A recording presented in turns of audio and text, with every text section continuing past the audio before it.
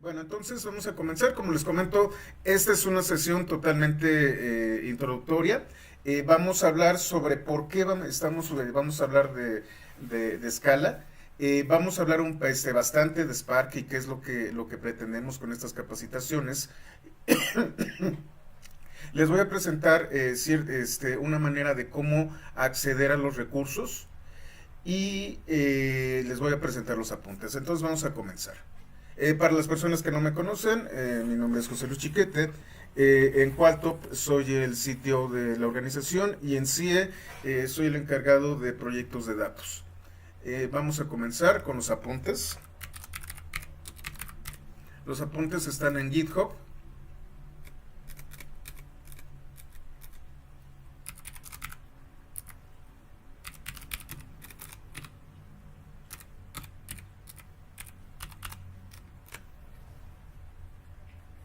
Y para las personas que no han tenido las dinámicas previas, estos cursos ya voy para 3 años de estarlos dando dentro de la organización.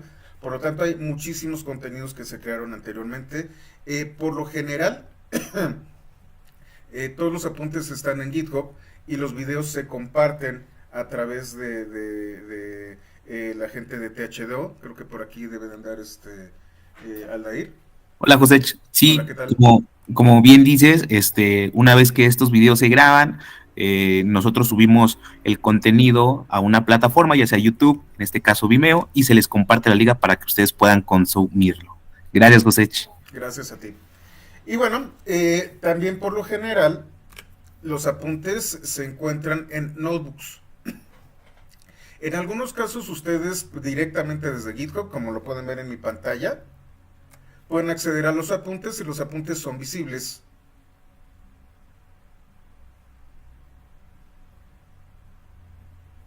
Como lo pueden ver aquí.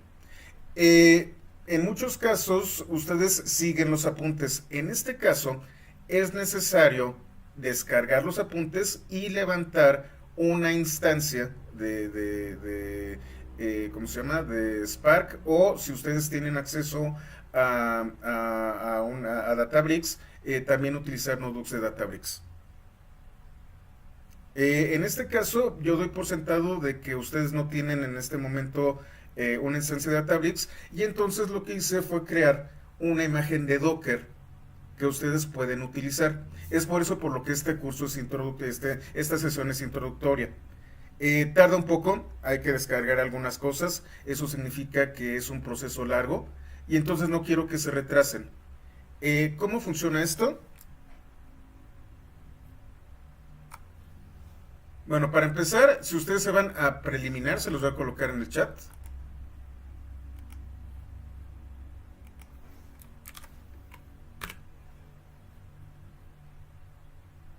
Aquí tenemos las instrucciones para acceder a una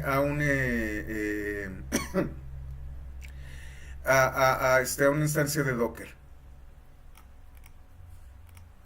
Esta imagen la construí yo, así que tengan la seguridad de que no contiene ningún tipo de malware.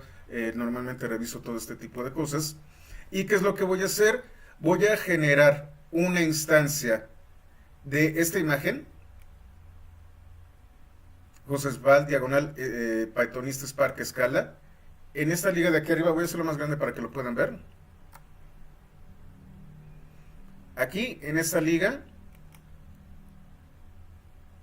van a encontrar el repositorio de esta imagen. Aquí está el registry.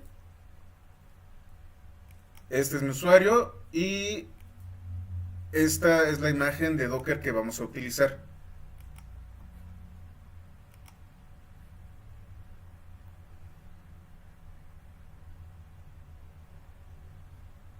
Lo que voy a hacer es correr Docker. Esto me indica que una vez que yo termine de utilizar Docker, se va a eliminar la instancia. La instancia no va a estar en la terminal, es decir, va a estar desligada de la terminal. Y yo voy a poder ligar el directorio de trabajo de la imagen de Docker con una ruta dentro de mi sistema. En este caso, en el caso de Linux, estoy utilizando el home. Voy a transmitir en el puerto cuádruple 8, en el puerto 4040 y en el puerto 4041. La instancia de Docker se va a llamar PySpark y esta es la imagen a partir de la cual se va a trabajar. ¿Ok? Lo único que tengo que hacer es copiar. En mi caso yo tengo Linux. En la próxima sesión voy a hacerlo en Windows. Copio el comando. Abro una terminal. Pego el comando. Ya tenía uno. Déjenme detener a Docker stop. Si hay una instancia que tiene, si hay un contenedor que tiene el mismo nombre, eso es lo que va a suceder.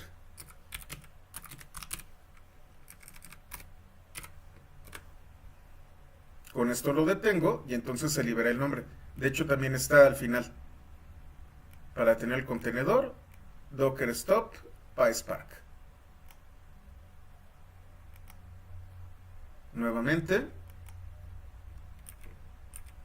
Docker run, doble guión medio rm, guión medio d, guión medio v. Estoy apuntando al home de mi sistema operativo y estoy ligando esta ruta dentro del contenedor a mi home.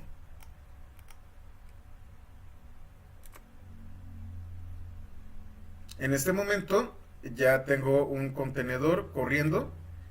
Y el contenedor está transmitiendo en el puerto cuádruple 8. Localhost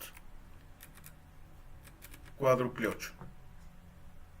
Me pide una contraseña. La contraseña es Jupiter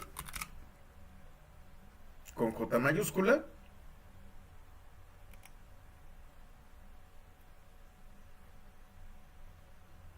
Y entro a este entorno de Jupiter. Nuevamente, todo está aquí en los apuntes. Este es el comando para hacerlo en Linux y en macOS. Este es el comando para ejecutarse dentro de Windows en la ruta que ustedes decidan.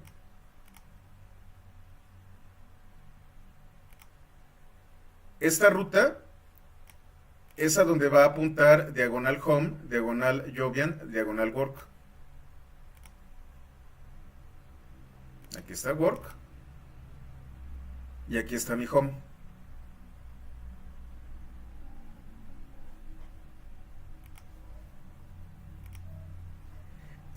Para las personas que no están acostumbradas, muchos de ustedes ya debido al trabajo, ya conocen las notebooks. De hecho, muchos de ustedes ya utilizan notebooks dentro de Databricks.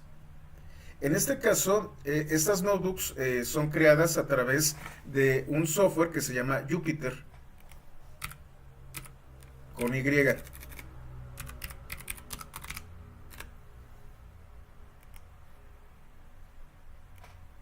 Se los voy a colocar también en el chat. Las personas que ya han estado en estos cursos saben que pues desde hace años yo utilizo Jupyter. De hecho, tengo una comunidad llamada Pythonista y tengo ya 7 años trabajando con esta comunidad. Como se han de imaginar, somos primordialmente programadores de Python y prácticamente todas las capacitaciones que he dado en los últimos 3 años están basadas en notebooks de Jupyter. ¿Qué ventaja tiene para alguien que está dando una capacitación? Es muy simple. Estoy aquí, estoy en mi home. Voy a abrir Jupyter me permite tener un entorno en donde yo puedo manejar tanto terminales. Voy a hacer esto más grande. Como pueden ver, la interfaz me está presentando un sistema de archivos local. Y yo puedo abrir terminales. Puedo abrir notebooks, terminales y consolas. Mucho cuidado. Todo aquello que no esté en el directorio work Y si Work no está ligado a un directorio externo al contenedor, se va a perder. Es muy importante que definan una ruta de dónde quieren guardar las cosas.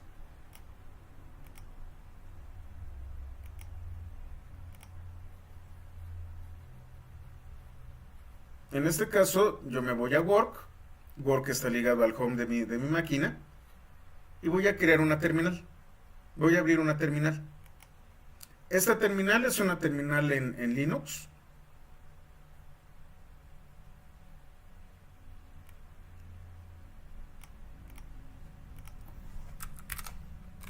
Y tiene el comando git.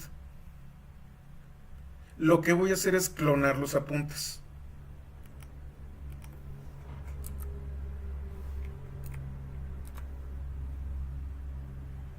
Me voy a código. Voy a utilizar HTTPS. Copio la ruta.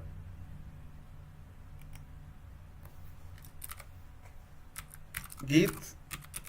Bueno, me voy a Work, si no lo voy a perder. Git clone y la ruta. Se los voy a colocar en el chat. Primero cd work y luego git clone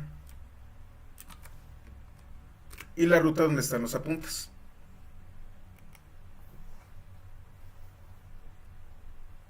Para salirme de la terminal, tecleo exit y cierro la ventana. Una de las características que tiene Jupyter es que ustedes pueden cerrar las ventanas y el entorno que ustedes tienen en esa ventana persiste. La única manera en la que yo puedo deshacerme de ese entorno es cerrándolo de manera expresa. Vuelvo al home. Y en este momento, dentro de Work, tengo Pi 551. Se creó hace 46 segundos. Y aquí tengo la primera parte de los apuntes.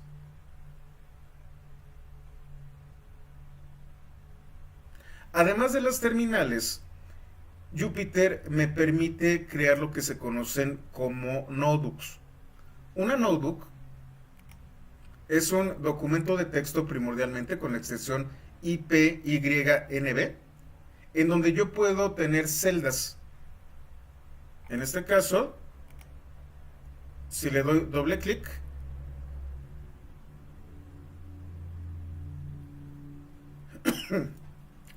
se abre el contenido. Eso es lo que, este es el mismo contenido que tenemos en GitHub. Esto que ven ustedes aquí es el mismo contenido que tengo acá. ¿Cuál es la diferencia? La diferencia es que en GitHub no puedo editar el contenido. Cuando yo tengo una notebook en Jupyter, dándole doble clic, puedo editar el contenido.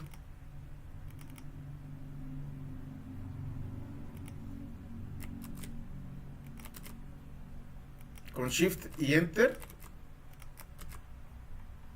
puedo hacer que se despliegue el contenido. Hay dos tipos de celda primordialmente. Una que se llama Markdown y otra que es una celda de código. Si se fijan, hay diferencia. Markdown me permite insertar texto utilizando una sintaxis de Markdown, así se llama la sintaxis. Digamos que es un primo cercano de HTML, que me permite, bueno, pues colocar ligas, introducir código de una manera distinta al texto, me permite colocar encabezados, tablas, etcétera, etcétera, etcétera. Me permite integrar tanto texto y apuntes como código. Esta celda que tienen ustedes aquí es una celda de código.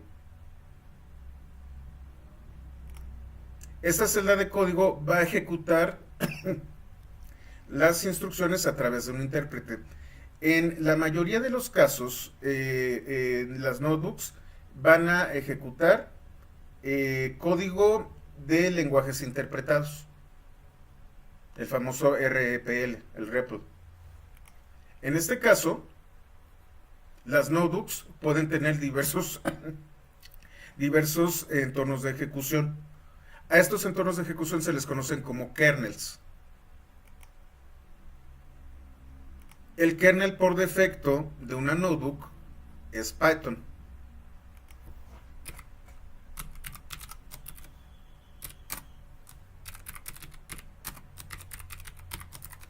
Y yo puedo tener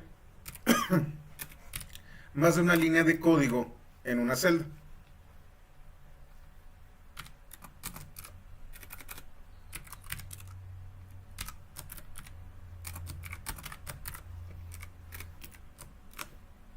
Cuando yo tecleo Shift Enter o utilizo este icono de ejecución, se va a correr la celda. ¿Qué es lo que va a ocurrir? Esto no es otra cosa más que un formulario. Cuando yo le doy Shift Enter, envío el formulario, el servidor de Jupyter lo manda a un intérprete del lenguaje del kernel y el resultado me lo regresa a la página web. Esto que tienen ustedes aquí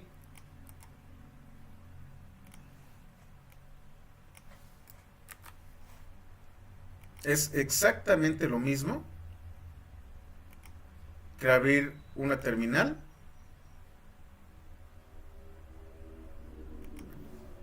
levantar un intérprete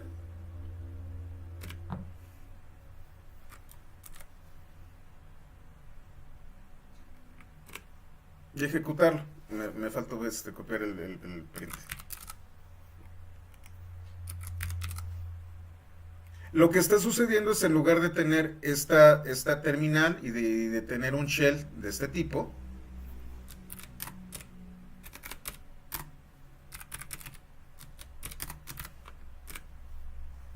con exit me salgo.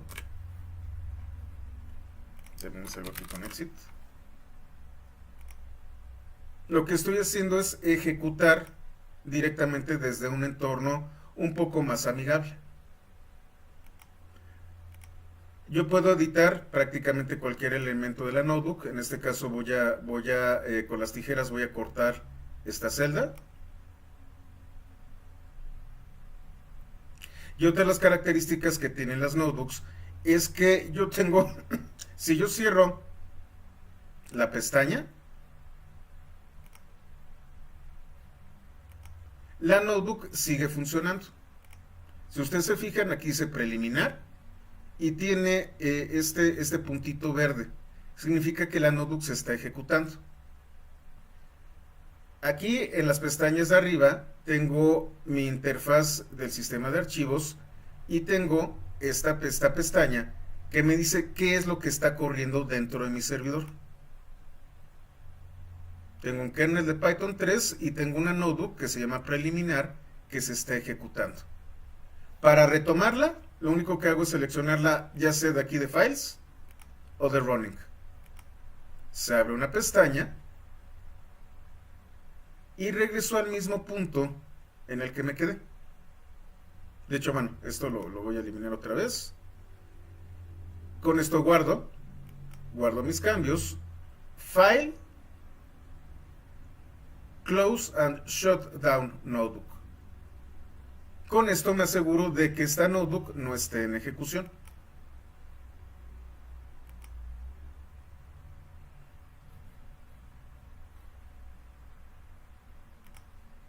Y si ustedes se fijan, aquí en Running no tengo nada. No tengo nada corriendo. Lo mismo sucede en el caso de las terminales. Me voy a Files, New Terminal. y yo tengo la terminal funcionando.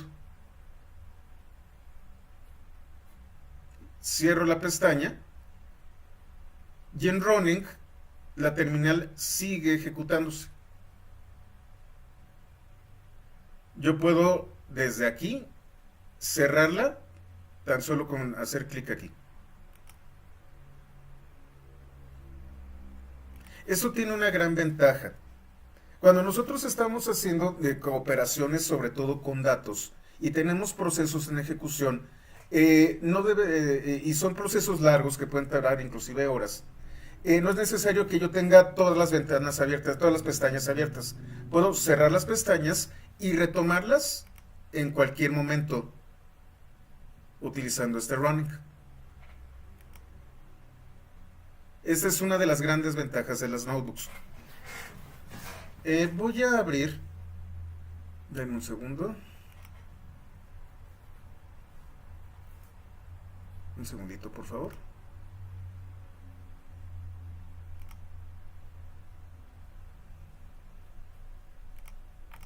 Creo que es la de... sí, sí.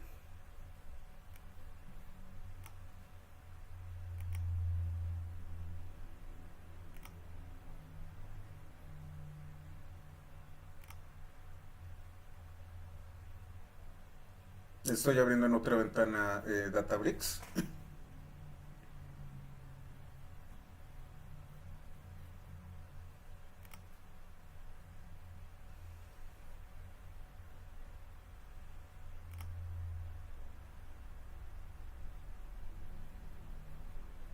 En este caso,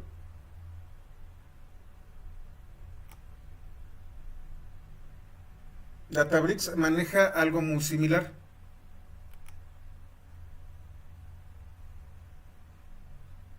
Y yo puedo crear folders o puedo crear notebooks de una manera muy similar a como lo estoy haciendo aquí con mi contenedor. Databricks implementa tanto Apache Spark como las notebooks para poder trabajar. Es por eso por lo que es muy importante este curso para las personas que están en el SAT. Databricks está basado primordialmente en Spark, en el proyecto Apache Spark, y su interfaz principal son las notebooks de Jupyter. Lo que estoy haciendo aquí es tengo una imagen con un contenedor con Apache Spark y con una notebook de Jupyter funcionando. Es prácticamente lo mismo. ¿Hasta aquí dudas o comentarios? ¿Todo bien?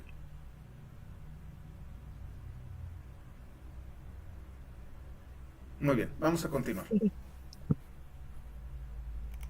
Cualquier cosa, si tienen alguna duda, está el chat. No duden en preguntar. Estoy revisando el chat, así que cualquier cosa en que tengan duda, algún comentario, algo que no entiendan, por favor háganmelo saber. Muy bien.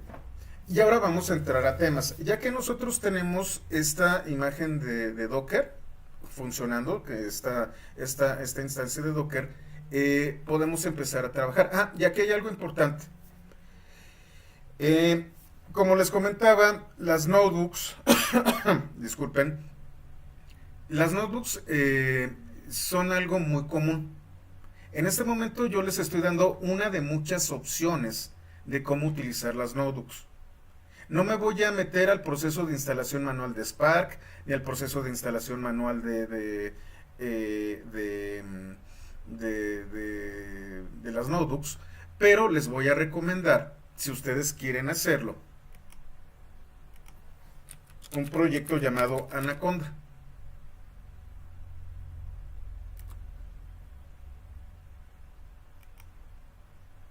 Originalmente Anaconda era una distribución de Python especializada en ciencia de datos.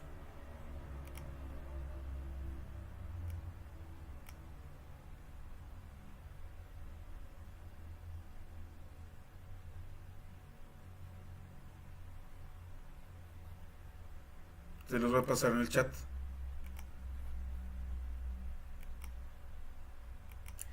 Lucas, esta grabación se la voy a pasar a Aldair, y Aldair por correo electrónico se las va a compartir. Por cierto, no sé, Aldair, si también sea necesario que coloquen sus datos para asistencia. Justo es lo que estoy capturando ahorita, mi estimado. Ajá. Veo que la mayoría tiene su nombre completo y es lo que estoy Ujú. capturando. Ok. Gracias. No, gracias a ti. Entonces, Anaconda es una distribución, como dice aquí, de Python, de R e inclusive de Scala. Ustedes la pueden descargar.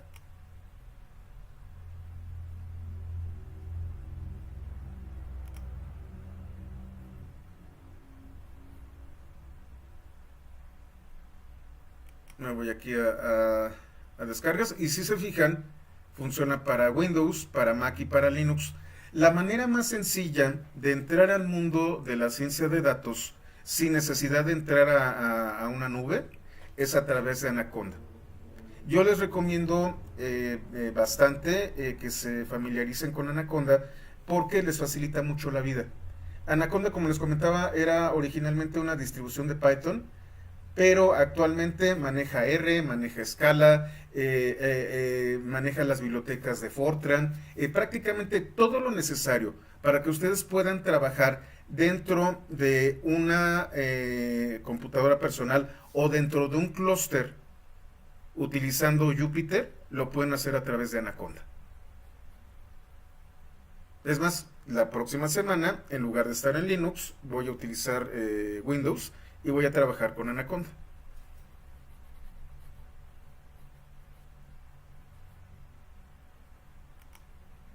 También ustedes pueden trabajar con las notebooks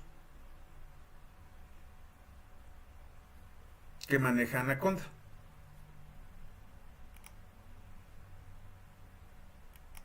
Anaconda Notebooks.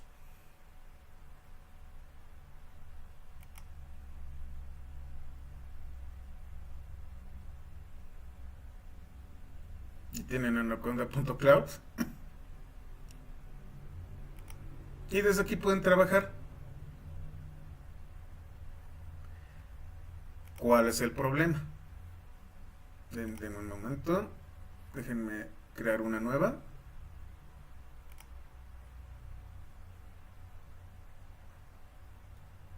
Voy a crear una cuenta gratuita.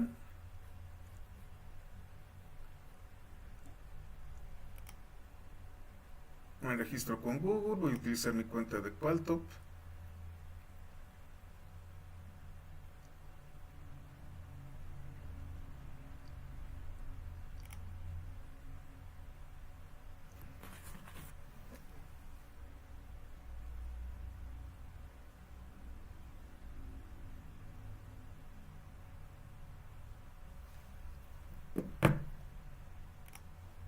Le doy acceso.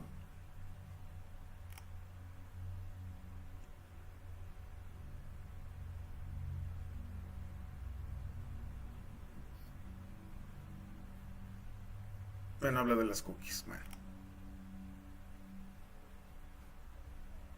Y ya tengo una cuenta.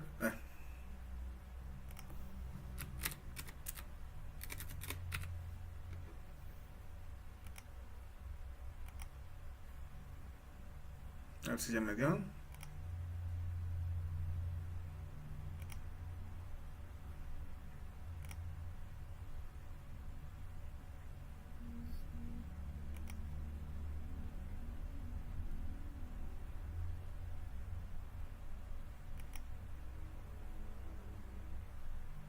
Ahí está.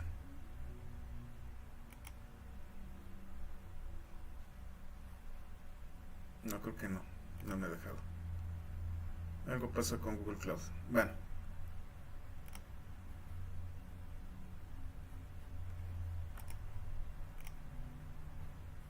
Déjenme cerrar esto.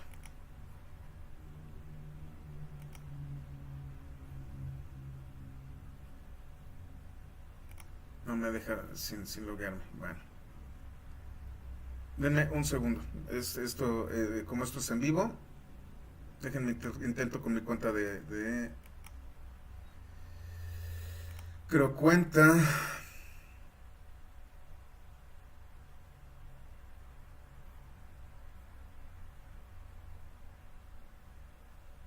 Voy a iniciar una sesión con Microsoft, vamos a ver si me lo permite.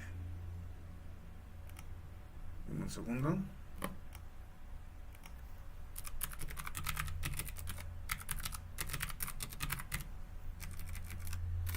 En algunos casos, y sobre todo, sí, Miguel Ángel, y era justo lo que les quería comentar. Estoy esperando esta opción de las notebooks, precisamente porque muchos de ustedes, también Rancher Desktop, muchos de ustedes a lo mejor no tienen acceso a Docker. Entonces, si quieren seguir el curso y, por ejemplo, si por el trabajo tienen acceso a Databricks, pueden seguir el curso en Databricks. Pueden seguir el curso utilizando Anaconda. Pueden seguir el curso utilizando algunas herramientas. Denme un segundo. Justamente por eso estoy haciendo esto. Si ustedes no tienen Docker, hay otras maneras de seguir el curso.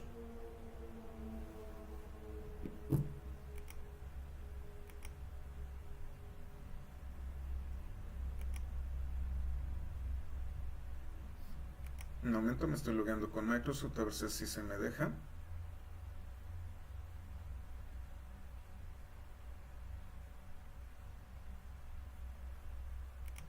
No, parece que no me está dejando por una configuración de cookies. Bueno, pueden utilizar esto e inclusive pueden utilizar Binder.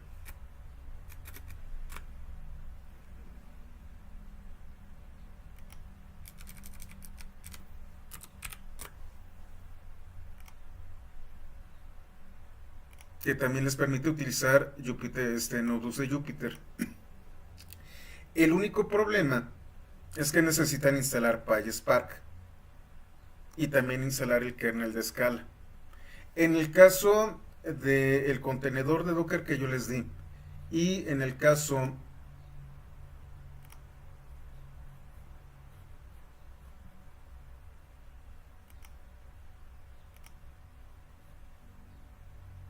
de esta notebook, ya todo está instalado. La diferencia que tenemos con respecto a las notebooks convencionales, con las notebooks que ustedes tienen en Databricks, es que ustedes pueden escoger para cada celda un kernel. Por ejemplo, este es de Scala. Y entonces puedo tirar código de Scala aquí. Puedo tirar código de Python. Puedo tirar código en SQL. Ustedes pueden escoger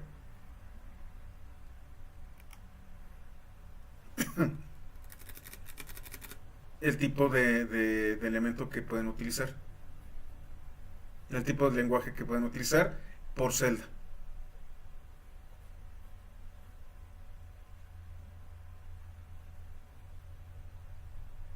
¿Hasta aquí dudas? Nuevamente, hay muchos recursos. Es más, hasta si ustedes son fans de GitHub, en GitHub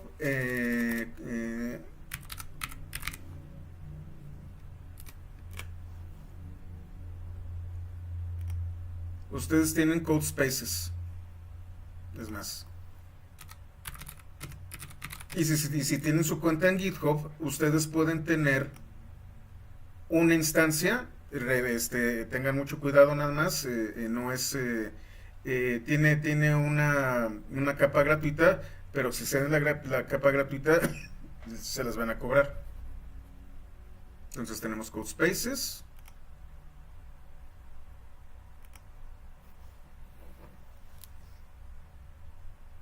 Disculpen ustedes, soy bastante paranoico, entonces siempre tengo doble autenticación en todo. Y también aquí tengo notebooks de Jupyter.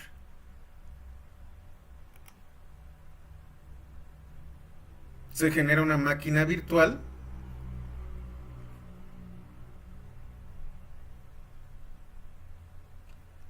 que levanta una notebook de Jupyter que está ligada en un servidor de GitHub.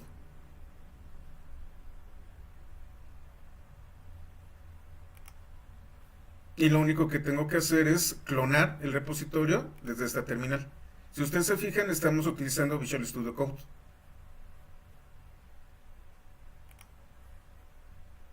Total, hay muchísimas maneras de acceder a las notebooks de Jupyter. Ah, es más,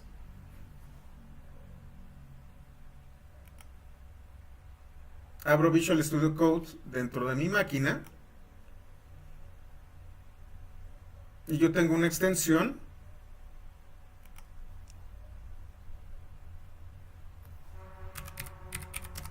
para Jupyter.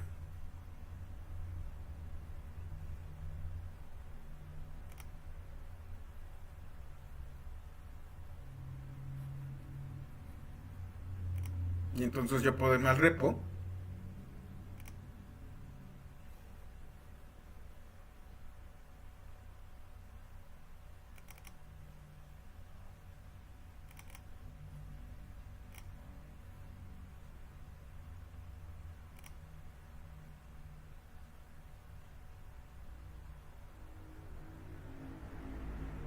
identifica los kernels, en este caso detecta el de Python.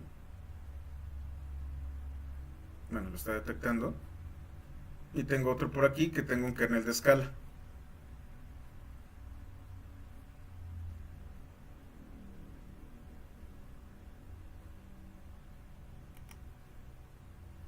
Bueno, ahorita descargo todo lo que tengo que descargar. Hay muchas maneras de utilizar las notebooks. Y esto es bien importante. Las notebooks se están volviendo el elemento primordial para el tema tanto de ingeniería como de análisis como de ciencia de datos. Se van a encontrar las notebooks prácticamente en todos los entornos más o menos modernos y tienen esta misma estructura. Si entienden cómo funciona un notebook, entonces van a poder moverse de manera bastante cómoda en distintas plataformas. Van a encontrarse notebooks en Azure, en AWS, van a encontrárselas como vieron también aquí en GitHub, se las van a encontrar en Google Cloud Platform. Y lo más interesante del caso es que aun cuando estamos trabajando con Databricks, con un producto propietario, la mayor parte de las plataformas de cloud también manejan Spark para temas primordialmente de Big Data. Es por eso por lo que estamos aquí. Vamos a estar trabajando Scala con Spark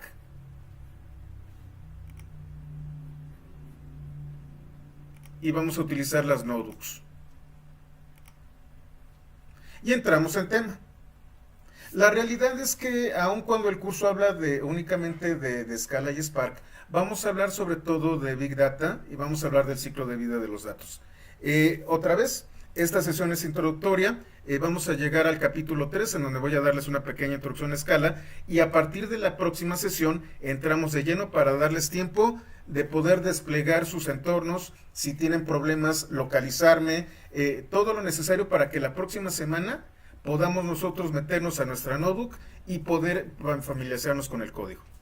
Es más, si quieren invitar a alguien, con todo gusto podemos hacerlo. Vamos a comenzar.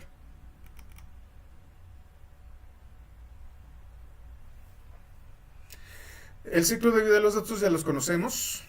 Un dato es la representación de una variable que puede ser cuantitativa o cualitativa e indica el valor que se le asigna a las cosas y se representa a través de una secuencia de símbolos. El dato no solamente puede ser un dato digital, sino que un dato puede ser algo que está pintado inclusive en una caverna. Si de repente hay dos imágenes que representan a animales, entonces ya tenemos datos. Las pinturas rupestres nos dan información y los datos nosotros los podemos intuir a partir de la representación que está en estas pinturas. Las tablillas cuneiformes que se utilizaban anteriormente en Mesopotamia, todo este tipo de cosas al final de cuentas son datos que nosotros podemos procesar. A lo largo del tiempo el ser humano ha sido capaz de obtener y crear datos a partir de múltiples fuentes. Y aquí hay un concepto importante con respecto a los datos. Cuando yo hablo de un contenedor genérico de datos, se le conoce como data store o almacén de datos. No lo confundan con data storage. Un data store es una aplicación que me permite a través de diversos formatos y de diversas estructuras almacenar datos. Y entonces, ahora sí, las bases de datos son un data store, los sistemas de almacenamiento de objetos como los buckets son data store, los archivos en Excel son un data store. Todos estos son almacenes de datos. Y ahí es en donde nosotros podemos guardar los datos. Si son datos en tablas que se relacionan unos con otros, bueno, entonces es una base de datos relacional. Si lo que estamos haciendo es almacenar datos que no tienen una estructura, pero sí pueden tener un esquema, a lo mejor estamos hablando de NoSQL. Si estamos hablando de datos que están organizados a través de celdas, entonces hablamos de una hoja de cálculo. Si estamos hablando de datos que son archivos de texto separados por un delimitador, a lo mejor estamos hablando de CSVs. Al final de cuentas, todos estos son data stores. E independientemente de la tecnología, el ciclo de vida de los datos es el que ustedes van a ver aquí. Gracias, Ángel.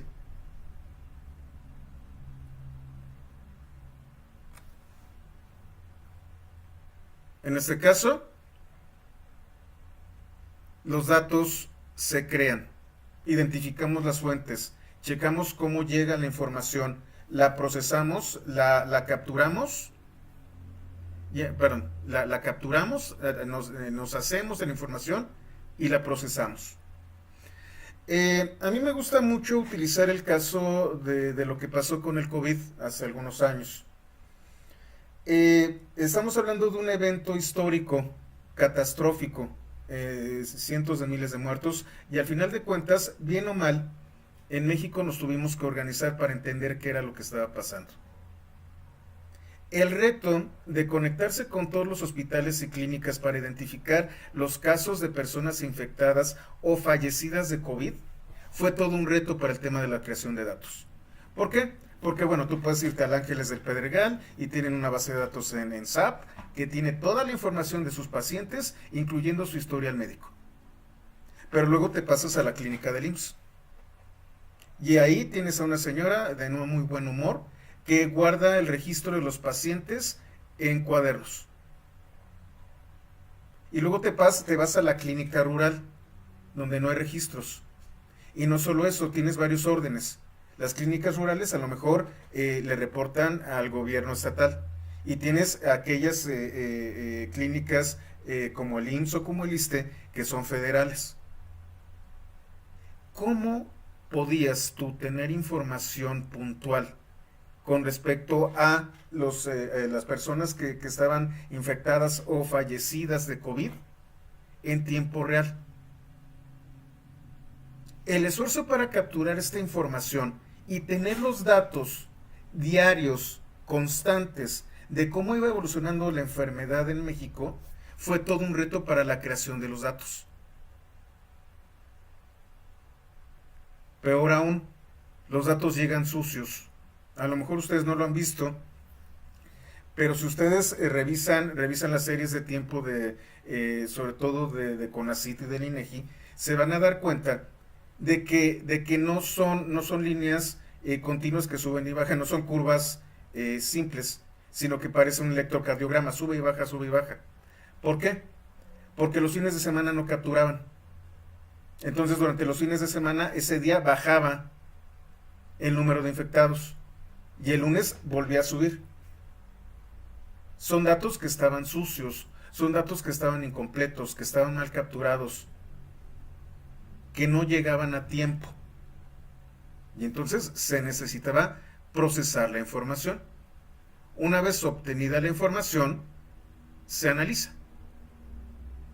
Y entonces se toman decisiones, se decide si entramos en una cuarentena o no, se decide si salimos de ella, se planifica hacia dónde se van a distribuir las vacunas cuando se tuvieron. Todo esto es a través de los datos. Analizamos, tomamos decisiones y conservamos los datos. ¿Por qué? Porque son datos históricos. Como les comenté, es un evento catastrófico histórico. Tenemos que aprender de este evento y poder reaccionar de la mejor manera para la siguiente pandemia, que pues desafortunadamente a lo mejor no nos toca, pero sí va a haber otra pandemia. ¿Cómo nosotros aprendemos de la experiencia? Conservando la información. Analizamos, entendimos y conservamos. Y entonces tenemos los datos crudos, tenemos datos procesados y tenemos los datos que ya nos dan información. Las personas que han estado trabajando con Databricks han escuchado de bronce, plata y gold. Son los estados de los datos. Bronce es cuando están crudos, plata es cuando ya están procesados de alguna manera y gold es cuando ya están listos para el consumo de los usuarios. ¿Cómo los vamos a conservar? Los conservamos por 5 años, los conservamos por 10 años. Va a haber datos que yo voy a estar consultando constantemente y va a haber datos que únicamente van a estar para auditorías. ¿Cómo los conservo? ¿Y cómo doy acceso a los datos? Y entonces hablamos de diversos temas que son muy importantes, como Data Governance, hablamos del ciclo de vida de almacenamiento de los datos, estamos hablando del famoso Data Mesh o del Data Fabric, que está aquí, y bueno, la reutilización de los datos. Al final de cuentas, esto es un ciclo. Y les voy a dar un ejemplo de una nube que estamos utilizando mucho. Podemos utilizar prácticamente todos los ejemplos, pero estas son las herramientas que ponen a nuestra disposición nuestros amigos de Google. Y tenemos algunas etapas. Estas etapas son las mismas para todas las plataformas. Ingesta, que es cómo accedo yo a la información. Almacenamiento, bueno, ya tengo la información, que puede ser a través de un stream de datos, que puede ser a través de un query, que puede ser a través de un batch, que puede ser a través de eventos. Total, cómo llega la información, cómo la capturo y la guardo. La puedo guardar de manera totalmente caótica y entonces voy a utilizar Cloud Storage y entramos al tema del Data Lake. Pero yo puedo tener datos estructurados y entonces puedo utilizar Cloud SQL. O puedo utilizar herramientas, por ejemplo, para dispositivos móviles, para aplicaciones móviles, como es Data Store. O cantidades gigantescas de información y series de tiempo, yo utilizo Bigtable. O trabajo con un Data Warehouse como BigQuery. Tengo muchas herramientas y si ustedes están del lado de Azure, seguramente se van a acordar de Synapse y aquí vamos a hablar también de los Data Lakes generación 2 y vamos a hablar de todas las opciones que nos da Azure, por ejemplo. Y en AWS tenemos lo mismo. Al final de cuentas es esto: ingesta, almacenamiento, procesamiento, análisis y exploración y visualización es lo mismo, pero con herramientas distintas.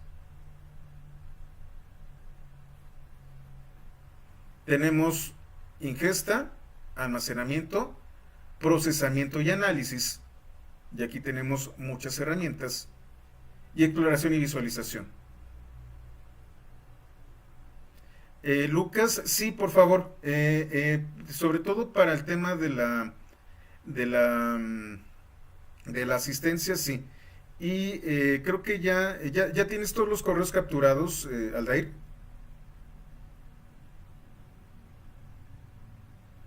Bueno, espero que sí. Una de las grandes ventajas que tenemos es que muchas de estas herramientas son de código abierto. Y aquí vamos a hablar de una en particular. Apache Spark.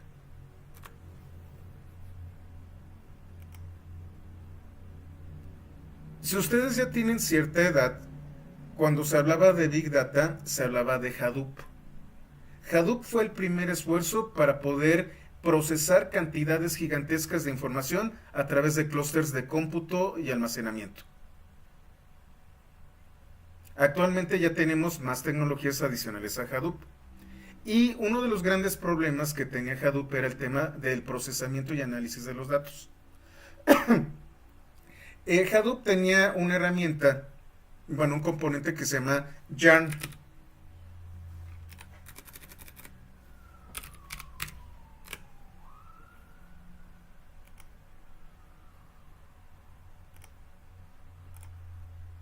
Que es el engine, perdón por utilizar anglicismos, a veces los voy a utilizar, que me permitía procesar la información. Hadoop tenía dos elementos principales. HDFS, que era el sistema de almacenamiento de datos, y Yarn, que era el sistema de procesamiento de datos.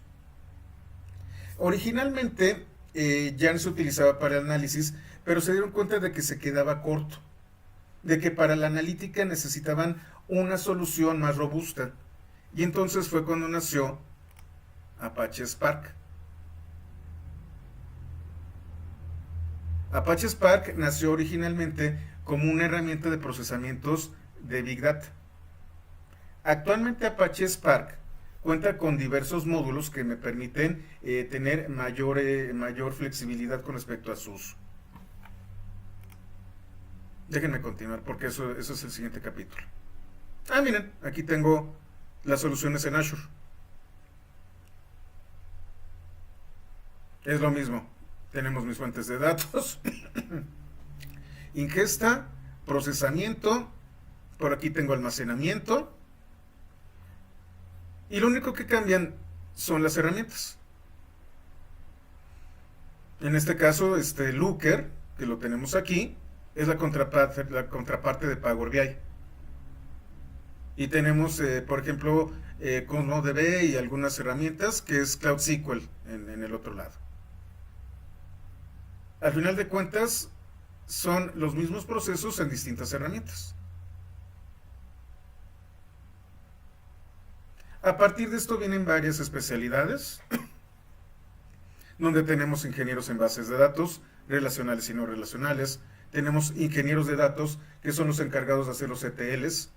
Tenemos a los analistas de datos, que se encargan originalmente de tener información descriptiva a partir de datos, y tenemos a los científicos de datos, que no solamente generan reportes, sino que además pueden realizar operaciones de analítica avanzada e inferencia de datos, incluyendo machine learning, deep learning, inteligencia artificial, etcétera, etcétera, etcétera, etcétera.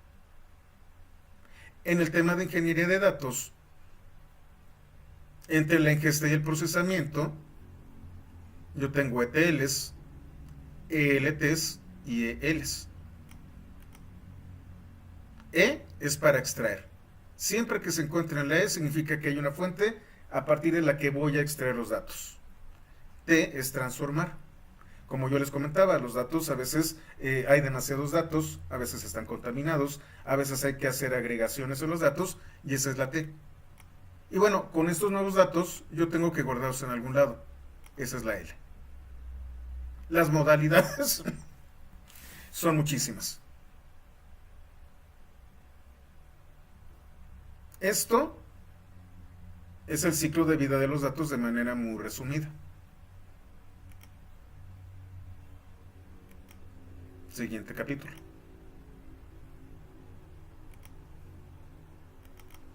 Aquí es donde entra Hadoop y Spark.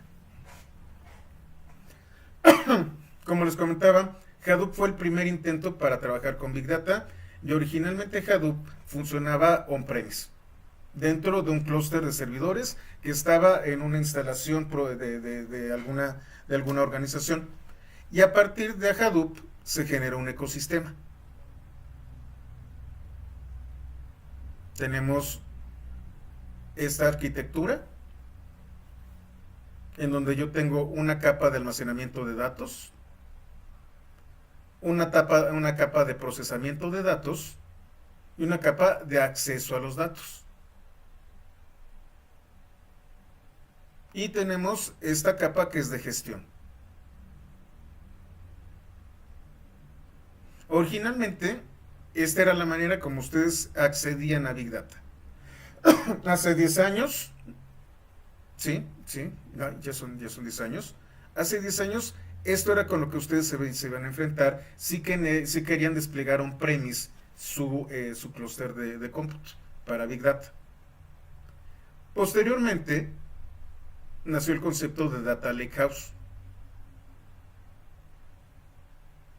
El Data Lakehouse me permite a mí tener algo similar a lo que tengo con Hadoop, pero utilizando, por ejemplo, buckets de almacenamiento como los tiene Azure o como los tiene AWS o como es S3 o como es Cloud Storage o como es Blob Storage o Data Lake Generación 2. Y aquí es en donde viene la parte interesante. El componente principal de todo este Data Lake es Apache Spark. Los creadores de Apache Spark fundaron una empresa que se llama Databricks. Spark es de código abierto y Databricks es un producto comercial cerrado.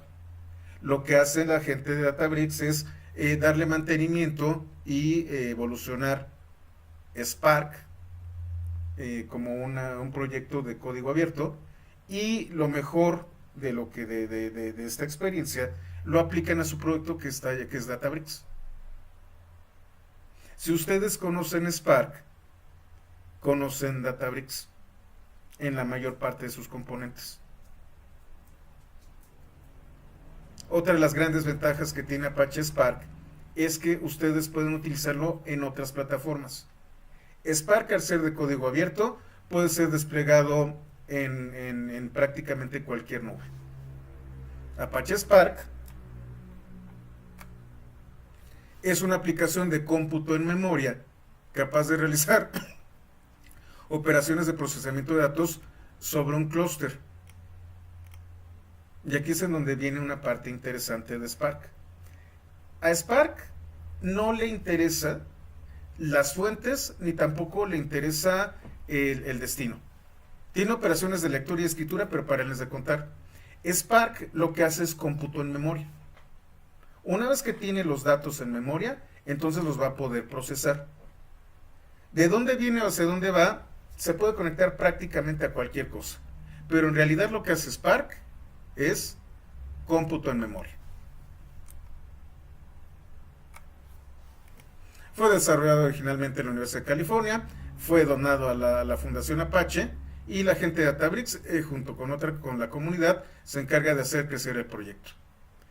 Originalmente, Apache Spark fue construido en Scala, y es por lo que estamos aquí. El lenguaje nativo de Apache Spark es Scala.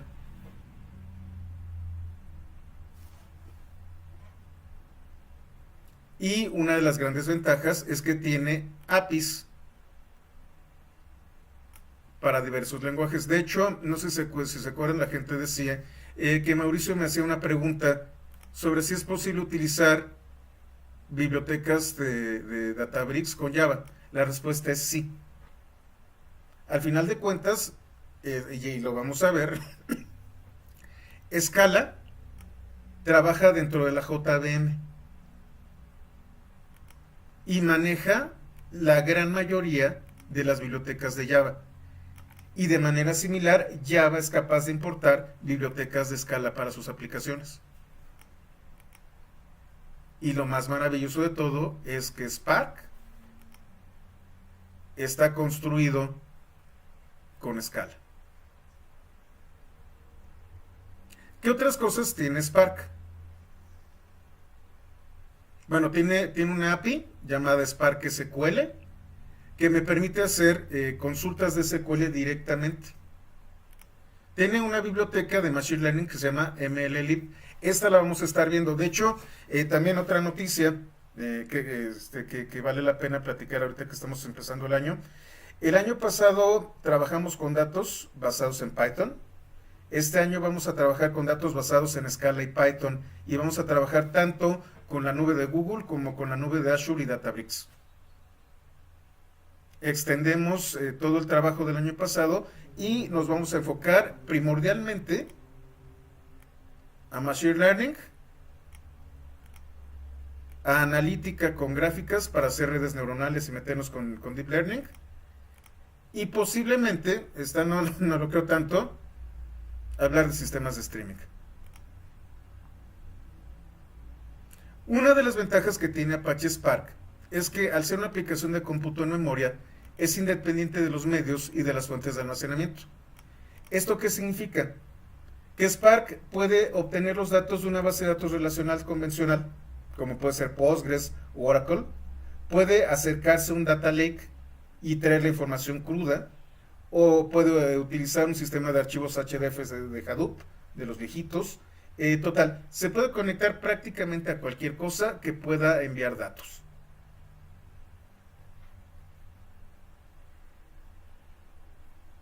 Y esta es la arquitectura general de Spark. El almacenamiento puede ser cualquiera. Almacén de objetos, un sistema de archivos, una base de datos relacional, NoSQL, HDFS, etcétera, etcétera, etcétera, etcétera. Yo tengo un sistema de gestión de clúster. De entrada, el gestor del clúster se llama Scheduler de Spark, pero puedo utilizar Yarn de Hadoop o otro proyecto llamado Apache Mesos. El Scheduler se conecta, disculpen, se conecta a un clúster de cómputo y se encarga de coordinar lo necesario para que para que se consolide en una gran máquina y se genere el cómputo en memoria. Al final de cuentas, lo que hace el scheduler es identificar aquellos nodos de cómputo que están ociosos y asignarles cargas. El scheduler es el que se encarga de conectarse con el clúster. El motor, el engine, es realmente el corazón de Spark. Es esta herramienta que se encarga de realizar las operaciones necesarias para lograr los objetivos del código que nosotros ejecutamos. Y tiene varias bibliotecas. El core de Spark está en Scala. Tengo una biblioteca para poder hacer queries en SQL, mi biblioteca de Machine Learning, mi biblioteca de grafos y mi biblioteca para manejar código a través de streaming. Y aquí viene la parte interesante. Existen APIs para diversos lenguajes de programación. Yo puedo utilizar Spark en Python, puedo utilizar Spark con R, con Java o con el propio Scala. En tiempos recientes, y es justamente lo que vimos el año pasado, Python se ha vuelto muy popular. La implementación de Python para Spark se llama PySpark. Es muy potente. Sin embargo, lo repito, Spark está escrito en Scala. Es de mucho más bajo nivel. Y ahorita les voy a platicar un poco de Scala para que entendamos cuál es el valor de este lenguaje de programación.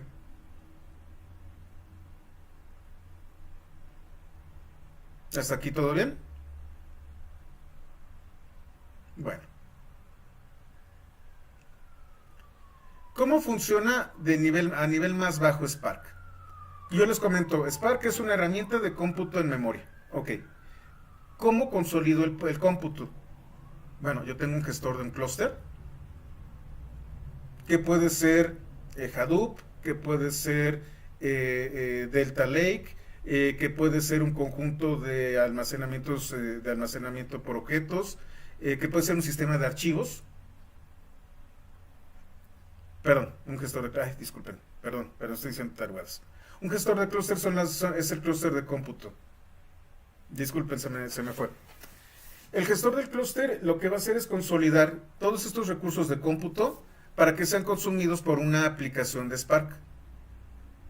¿Cómo me conecto a este clúster? El clúster puede ser otra vez Hadoop, puede ser Apache Mesos, o puede ser inclusive Kubernetes. Al final de cuentas, lo que hace Kubernetes es consolidar un clúster de cómputo. El clúster es totalmente independiente de Spark. Lo que hace Spark es desarrollar un driver, un controlador, que se conecta con el clúster y ejecuta la aplicación en el clúster.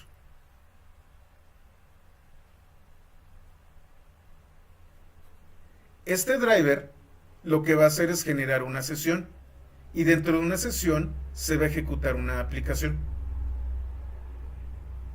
La aplicación lo que va a hacer es mandar instrucciones, el gestor de clúster las recibe y va a tener varios nodos de trabajo que van a tener un agente ejecutor y van a tener tareas.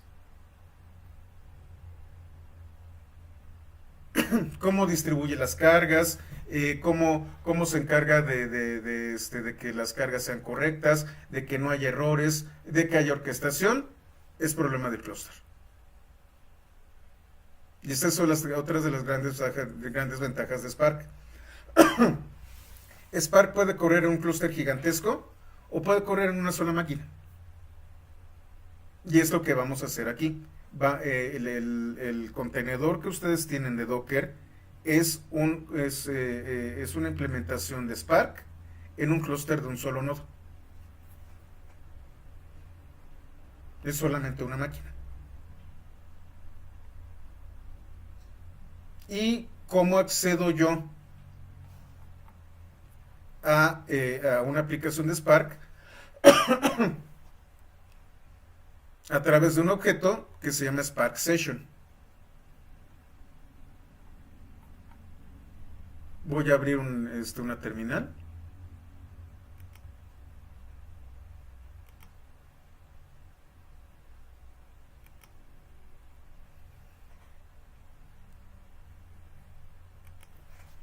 Y en el caso de este contenedor, yo instalé tanto Spark para Scala como PySpark. El comando Spark Shell va a abrir como su nombre lo indica, va a abrir una ventana donde va a haber un shell que se va a conectar al clúster de Hadoop a través de un driver. En este caso, como les comento, es únicamente una instancia.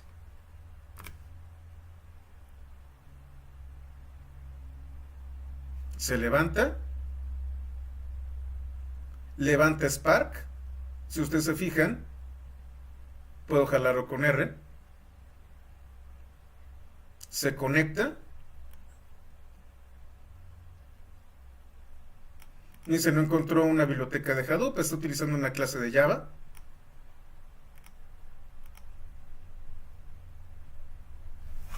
Y levantó una instancia de Spark.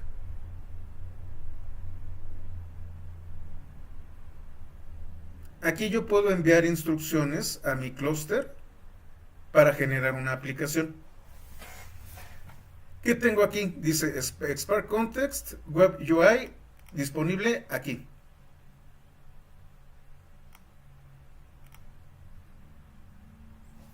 Yo le doy clic. Localhost 4040. Porque estoy utilizando un contenedor y estoy reenviando. Y aquí yo tengo el clúster de Spark funcionando.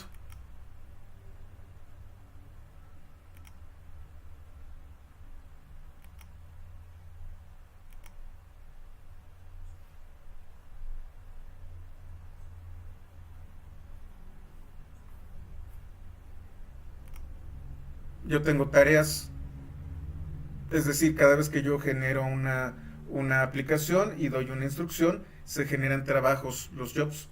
Estos trabajos son de distintas índoles. Una de las grandes ventajas que tiene Spark es que aun cuando tú introduzcas el código en cierto orden, hace un análisis previo y optimiza la ejecución de su código. Puede tener etapas, puede tener distintos medios de almacenamiento, en este caso solamente es el sistema de archivos. Tengo información de mi entorno.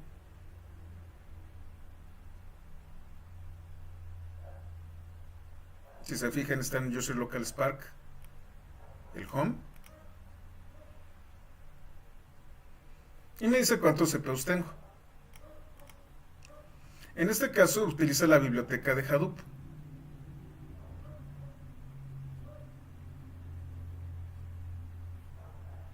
Y como les comento, inclusive puede conectarse a Kubernetes. Eso es un tema de configuración. Pero si se fijan también, ya tiene conexiones para S3.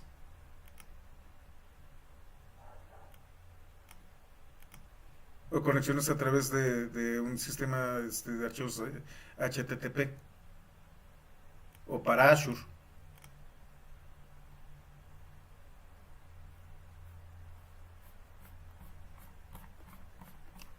Déjenme, déjenme minimizo este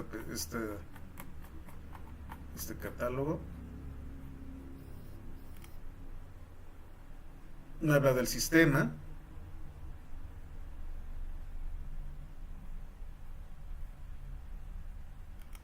Propiedades de métricas, donde se encuentran. Y bueno, como yo les comentaba, una de las ventajas que tiene Spark es que aun cuando ¿cómo se llama? Cuando fue creado en Scala funciona en la JVM. Tenemos jars.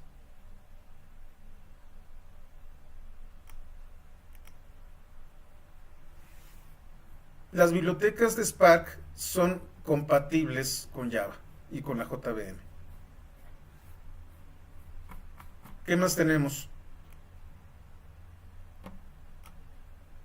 Tenemos un dashboard que me despliega la información de los ejecutores. Recuerden, un ejecutor es un agente que está en un sistema que es un servidor y puede existir uno solo o un clúster de ejecutores.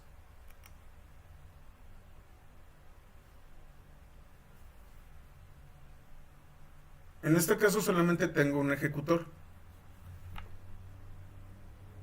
Tengo uno activo con esta memoria, con 12 núcleos asignados.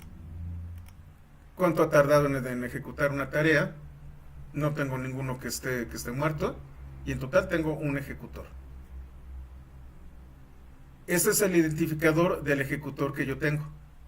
Está activo y otra vez su información. Yo puedo tener, como lo ven aquí, solamente un ejecutor, o puedo tener decenas de ejecutores. Un clúster gigantesco de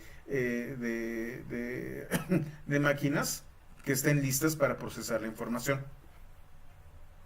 Este dashboard, si ustedes recuerdan, está transmitiendo en el puerto 4040. Ahí, perdón. Ahora bien, ya tengo idea de las bibliotecas, ya veo que tengo un ejecutor. ¿Cómo me conecto? Bueno, automáticamente cuando yo abro el shell, se escoge el driver, se hace una conexión y se genera un objeto que se llama Spark Session.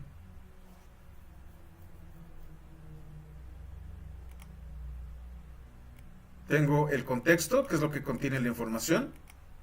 Es un objeto llamado SC. Y tengo una sesión llamada Spark. Y aquí es en donde yo puedo trabajar utilizando Scala con Spark. Esto lo vamos a ver en la tercera sesión. Para salirme, dos puntos Q y salgo del shell. Como yo les comentaba, se ha vuelto muy popular PySpark. PySpark hace exactamente lo mismo.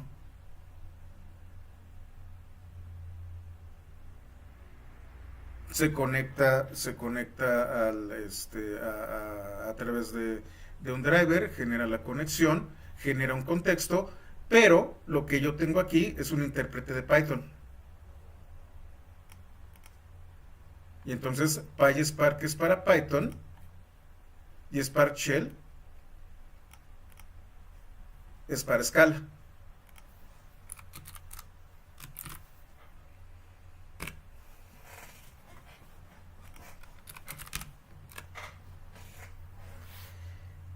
Es común que me pregunten cuál es mejor lenguaje de programación. La realidad es que el lenguaje con el que ustedes se sientan más cómodos es el mejor lenguaje de programación,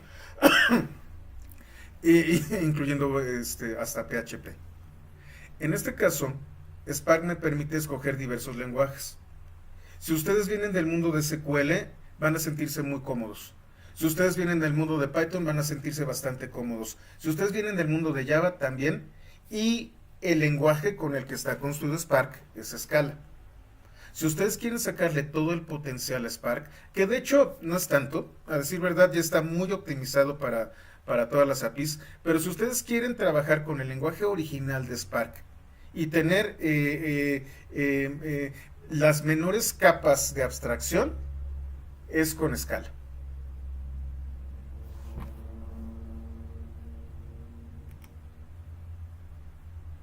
Si ustedes se fijan, cerré, recargo y ya no hay información, porque ya una vez que yo termine con el shell, simplemente se desconecta y se apaga Spark.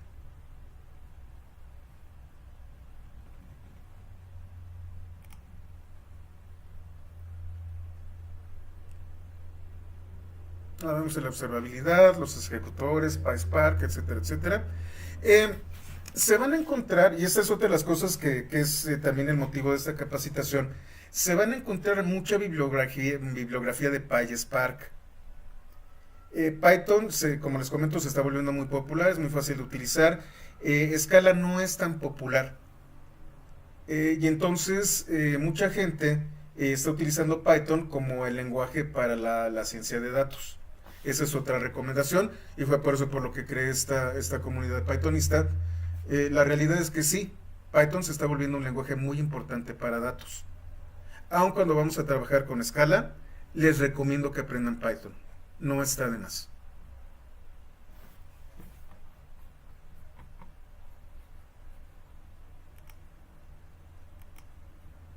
Y vamos al último capítulo.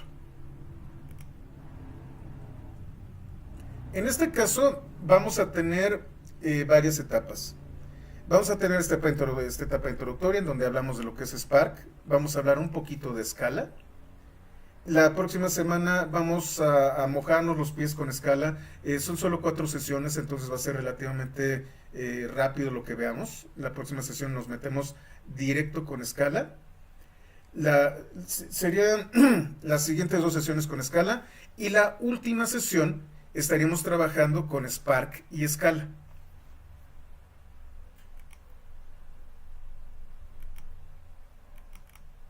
¿Qué es Scala? ¿Qué pasó aquí? Denme un segundito.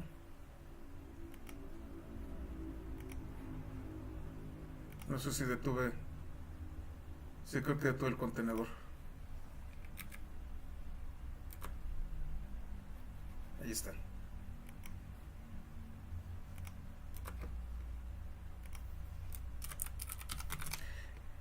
Si yo no ligo una ruta externa a diagonal home, diagonal Jovian, diagonal work, todo lo que yo haga se va a perder, porque los contenedores, una vez que se detienen, y sobre todo por el comando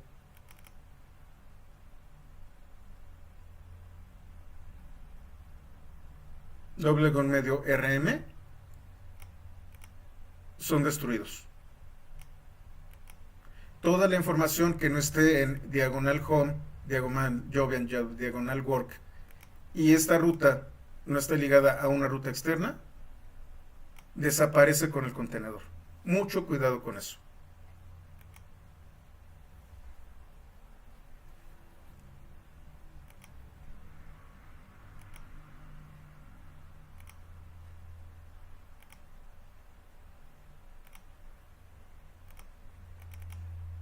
Ahora bien, ¿qué es Scala? Scala es un lenguaje muy interesante.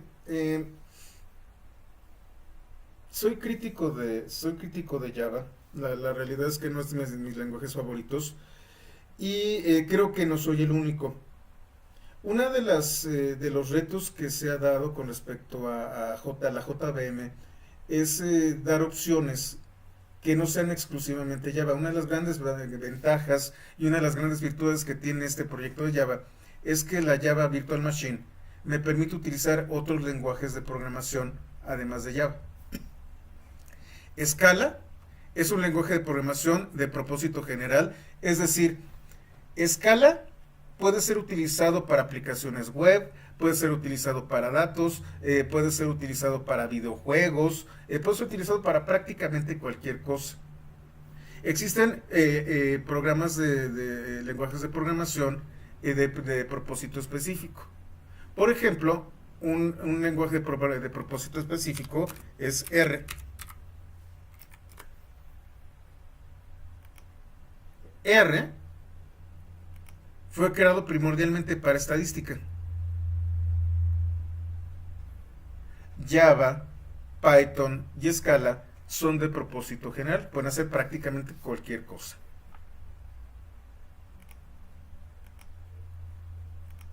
La realidad es que Scala es bastante moderno, estamos hablando de que fue creada en 2003, tomando en cuenta de que Python es del 94 y Java es por ahí del 97, si mal no recuerdo. Pues bueno, es más reciente. Tiene una gran ventaja. Bueno, ha ganado popular en la comunidad de desarrollo de software debido a su versatilidad y vamos a ver cuáles son sus características. Bueno, de entrada, debido a que es un hermano de Java, maneja muy bien la programación orientada a objetos. Si ustedes recuerdan, hasta versiones más recientes de Java, el paradigma primordial y prácticamente único de Java era la programación orientada a objetos. De hecho, todas las teorías de las bibliografías de la orientación a objetos utilizan o C# o Java. Son los baluartes de la programación orientada a objetos. Ya en tiempos más recientes, como que han doblado las manos, ya han metido algunos componentes para programación funcional. Scala hereda estas características de la programación orientada a objetos, pero tiene una gran diferencia. Además de la programación orientada a objetos, que la acepta bastante bien, Scala es un lenguaje de programación funcional. Y aquí es en donde vienen ciertos choques culturales.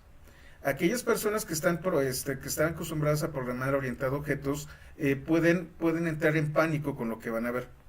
No está mal. De hecho, lo primero que ocurre cuando nos enfrentamos a algo nuevo es no me gusta, no sirve, está feo. Es simplemente otro paradigma. Podemos programar de maneras distintas si el lenguaje lo permite.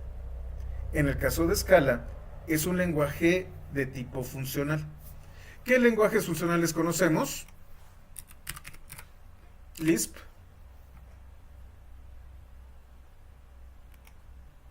que es un lenguaje viejito.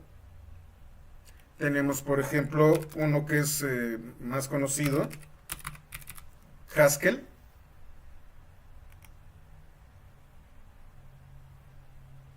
Tenemos Erlang.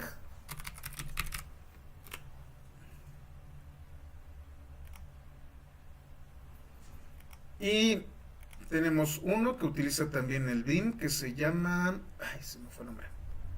Elixir.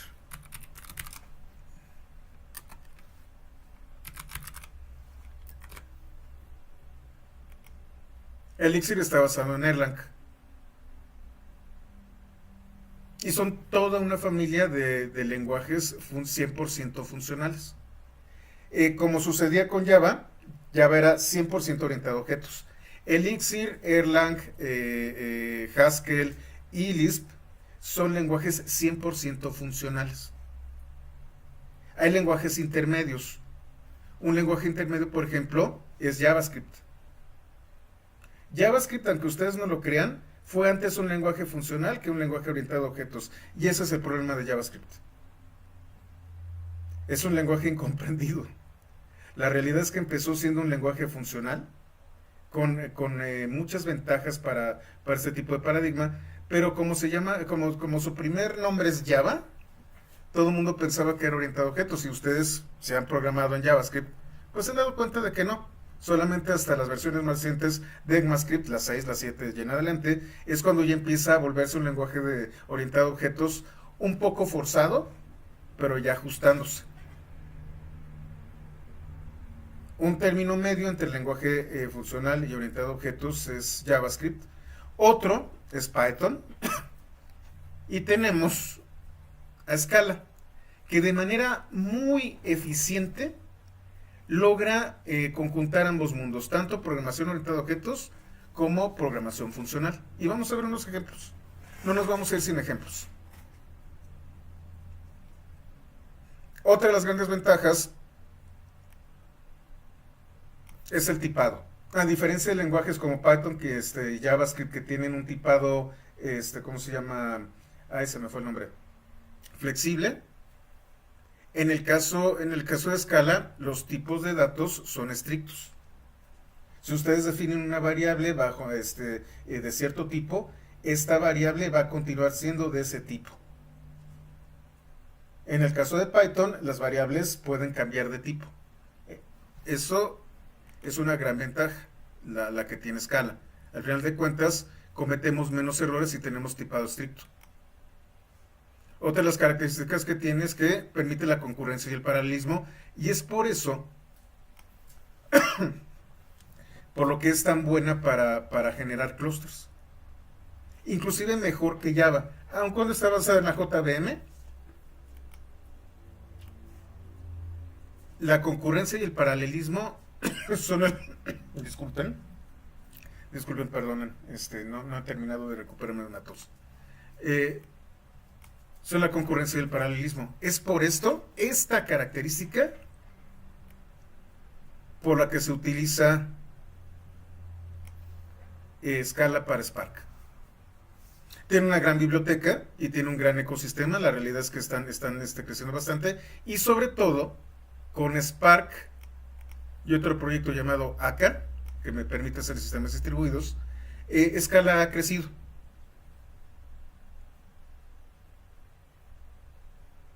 Tiene una biblioteca propia, y otra de las grandes ventajas que tiene es que es compatible con Java y los jars.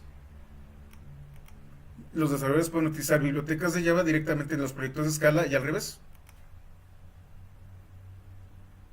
¿Por qué? Porque al final de cuentas, una vez compilado, lo que tenemos es un jar. No importa el lenguaje de programación, sino el bytecode. Y entonces yo puedo utilizar una biblioteca de Java e importar de Java o importar de Scala. Tienen una comunidad activa.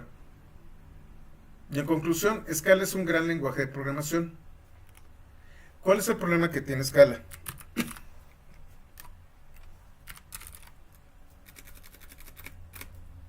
Y esto es algo que les va a interesar a ustedes. Este es el índice TIOBE. Es uno de los índices de popularidad de los lenguajes de programación. Es muy argumentable, se puede decir muchas cosas. Pero aquí está un listado de los lenguajes de programación más populares.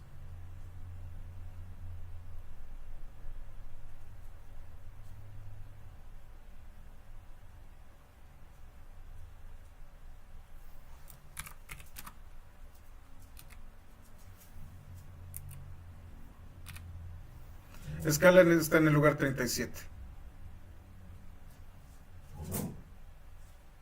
Esto puede desanimar a algunas personas.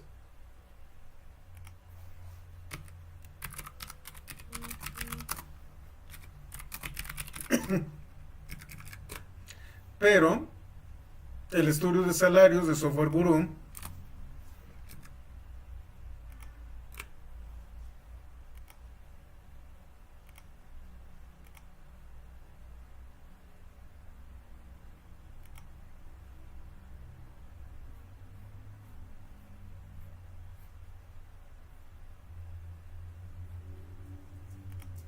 creo que es 2022, pues sí. Apenas está la de 2023.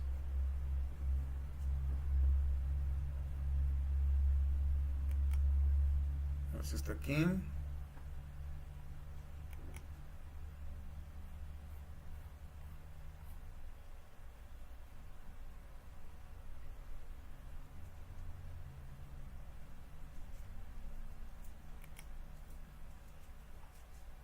A ver si sale.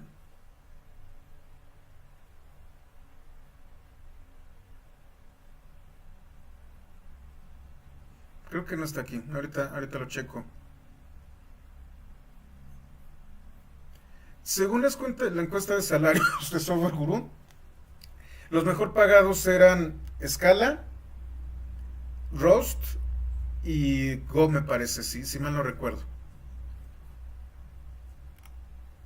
Déjenme ver si lo encuentro, denme un segundito.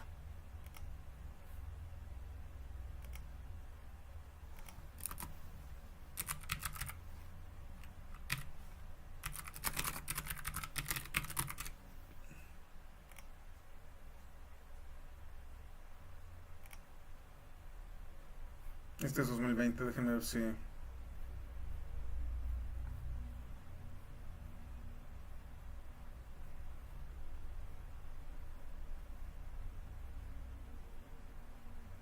Aquí está.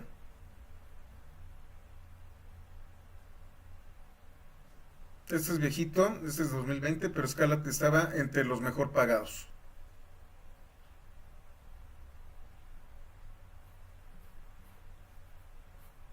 Esto les da una idea. Se lo voy a colocar, déjenme ver si hay uno de 2022. No,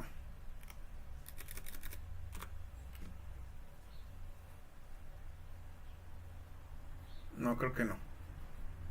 Bueno, eh, Scala es un lenguaje muy bien pagado.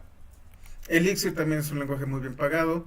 La realidad es que debido a las características que tiene Scala, es muy estable, muy robusto y me duele decirlo, es mucho más robusto que Python con respecto al tema de tipado estático. ¿Cuáles son las diferencias? Bueno, eh, Scala puede manejarse de dos maneras. Pueden ustedes utilizar un intérprete, el famoso REPL, el que vimos. En este caso, el que tenemos habilitado es un intérprete que está ligado a un objeto de Spark. Pero si yo tuviera instalado Scala, déjenme ver si lo tengo instalado en mi máquina.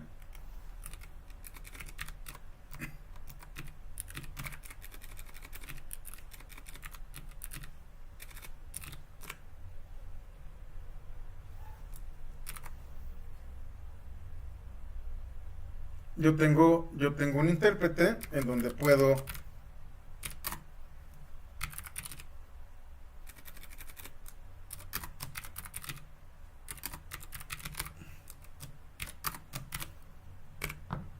ejecutar instrucciones.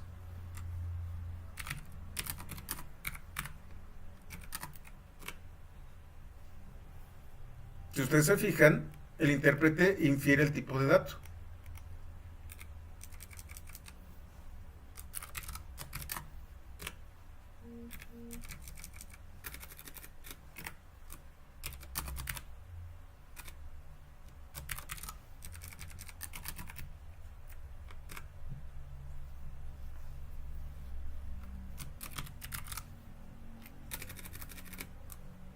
O puedo yo definir el dato de una manera muy similar a lo que hace Java. Pero ¿qué sucede? X igual a true. Le puedo colocar X igual a 5. Ah, bueno, ahorita no puedo hacer la resignación. Creo que es con la... Bueno. El tipo siempre va a corresponder al definido originalmente. Yo no puedo cambiar de tipo de dato.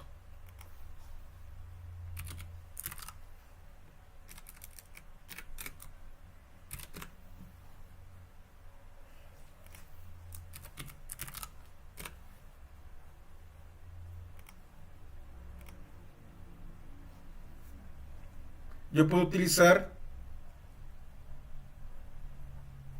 el intérprete o puedo utilizar el compilador Scala C, en donde yo tengo mi código fuente en un archivo que tiene la extensión Scala y lo puedo ejecutar.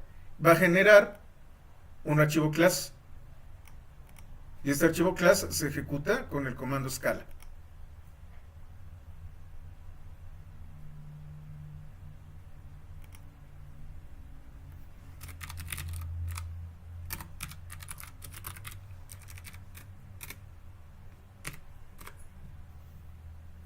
Y este es mi compilador de escala. Entonces yo puedo tener un shell que ejecuta los comandos, o puedo tener un compilador que genere el bytecode en un archivo .class. Esta notebook, si ustedes se fijan aquí, cambió el logotipo, tiene un kernel en escala. Y entonces yo puedo utilizar las características del intérprete para mandar comandos de escala aquí.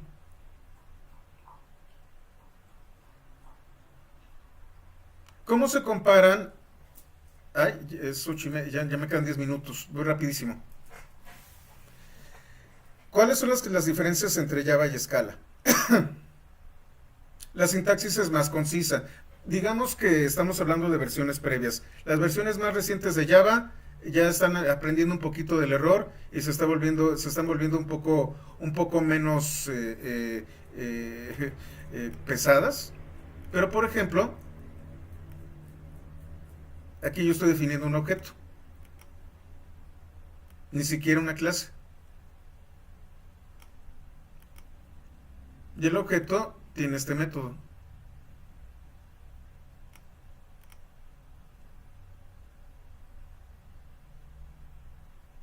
En el caso de Scala, la programación funcional es su base, no es un añadido. Me genera lo que se conoce como inmutables. Por defecto, una lista es inmutable. En el caso de Java, tenemos que utilizar una colección específicamente para inmutables. Las personas que han trabajado con Spark entienden lo que es una RDD y entienden cómo funcionan. Y cómo funcionan también los data frames. Los data frames son objetos inmutables. La única manera en la que ustedes pueden modificar un RDD o un data frame es eliminándolo y reconstruyéndolo. La inmutabilidad es un concepto muy importante cuando hablamos de Big Data. En este caso, la inmutabilidad es ya parte de Scala. Hace inferencia de tipos, que fue lo que vimos ahorita, lo infiere como int, mientras que Java todavía necesita una buena definición. Y aquí van algunos ejemplos rápidos de Scala como lenguaje de programación funcional. Inmutabilidad. Una vez que yo creo lista original, esta lista no puede ser modificada. Puede generar un nuevo objeto, pero el original siempre va a estar.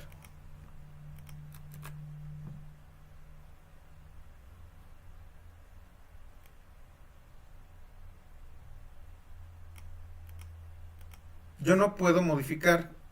Denme un segundito.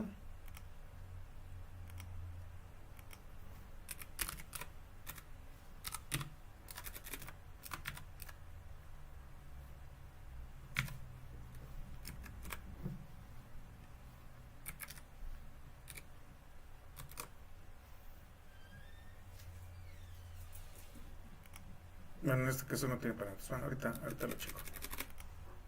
Lo hacemos en otro. Esas listas no son modificables. En el caso también de Scala, las funciones son elementos de primera clase, es decir, son nativos del lenguaje de programación. Las funciones se utilizan como primeros componentes. De hecho, esta es una notación parecida a la lambda. Bueno, es una lambda. Yo defino un elemento llamado suma, defino los parámetros para una función y qué es lo que va a regresar la función.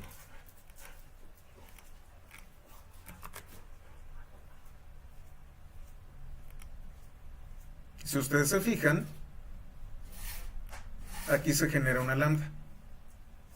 Aquí este es el identificador de la lambda. Si ustedes se fijan, habla de una sesión en la celda 3, que es esta de aquí, y se genera una lambda con este identificador. Es una función a la que se le asigna el nombre suma. Y luego tengo la variable resultado, que contiene lo que regresa la función suma.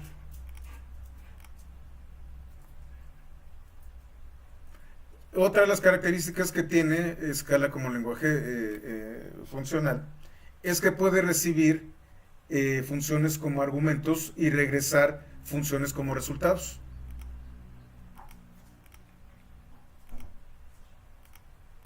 Entonces tengo map, que me permite generar. Tengo una función que es esta de aquí, se llama número, en donde, bueno, más bien, aquí tengo mi parámetro número y lo va multiplicando. Esto es una función. Esta función la recibe map y la ejecuta. ¿Qué está haciendo? Hacer suma, las sumas de cada uno de los, para multiplicaciones. 1 por 1, 2 por 2, 3 por 3, 4 por 4 y 5 por 5.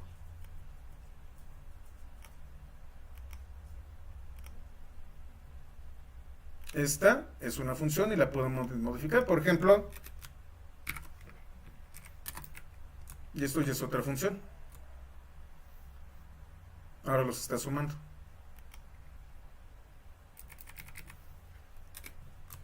Creo que sí los está sumando. Sí, sí los está sumando. 1 más 1, 2 más 2 y así sucesivamente. Si ustedes se fijan, la función está como argumento. Como argumento en otra función. Y aquí viene la parte interesante. Ya voy a acabar. Yo puedo concatenar funciones. Tengo duplicar, en donde mi parámetro lo multiplico por 2. Y sumar, en donde a mi parámetro le sumo 1. Perdón, a mi argumento le sumo 1. Voy a generar una función que es duplicar. Y esto es una especie de pipe. La salida de duplicar se vuelve el argumento de sumar 1. Y genera una nueva función.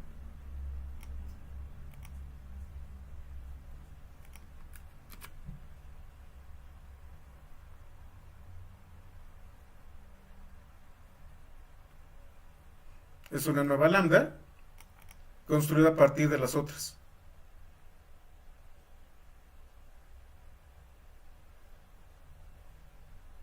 Y también maneja patrones, que es parecido al polimorfismo.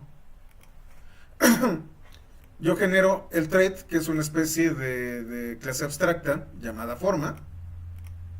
Genero dos clases, fíjense qué rápido se generan las clases. Una llamada círculo. No necesito un constructor, simplemente defino los argumentos que va a recibir, pero los parámetros. Y defino una función que va a recibir a cualquier heredero de forma.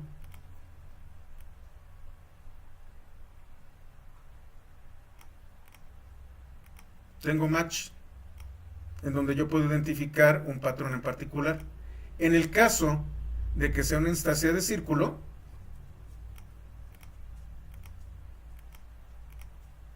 voy a tomar radio y lo voy a multiplicar por pi. En caso de que sea rectángulo, tomo ancho y alto y los multiplico.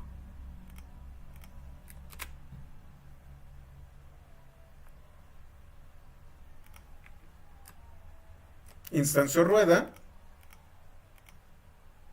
a partir de círculo con un argumento de 12. Y como es una instancia de círculo, área calcula el radio de la circunferencia, el área de la circunferencia. Eso es lo que vamos a estar trabajando. Vamos a ver Scala de manera más formal durante las próximas 2 sesiones. Vamos a hablar de todas las características que tiene, haciendo énfasis en la programación funcional y su aplicación para datos. Y la última sesión vamos a hablar de cómo Scala funciona dentro de Spark. Y no se preocupen, porque vienen más capacitaciones específicamente para Spark. Esta es una introducción a Scala y más adelante entramos de lleno al tema de Spark. Ok, bueno, pues con esto terminamos a tiempo. Les agradezco mucho que estén aquí.